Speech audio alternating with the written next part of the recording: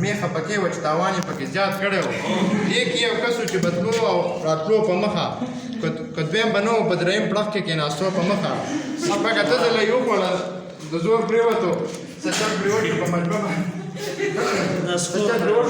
باندې د سپور پرېوتو بیا پکې هېڅ په خلکو یې مګله خېټه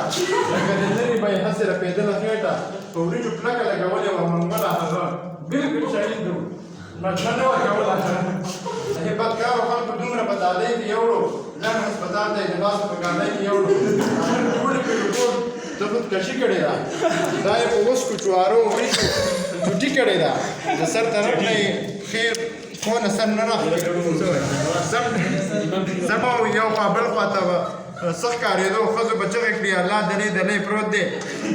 خبر ترې نه دی چې راډک تر زمرۍ پروت دی لوی قسمت به یې د وریجو د خوړلو نه ما له په خپله راځي سم د مامو یو خوا بل خوا ته به څه ښکارېدو ښځو به چغې کړې الله دلې دلې پروت دی خبر ترې نه و چې راډک تر د مرۍ پروت دی وی قسمت به یې د وریجو د خوړلو نه و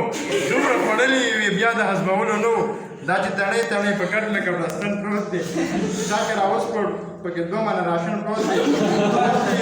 ورنکړو هغه ټیم یې جنازه وکړله بس سمدستي د واده په کور دعوه وکړله جرګې شروع شي څه پیسې پکې جرګې واخیستې چې ورساو د مړي ښې ډېرې پیسې واخیستې هله یو به خو چې سم یې لکه غوا خرڅ کړو په 14,500 روپۍ خپل دادا خرڅ کړو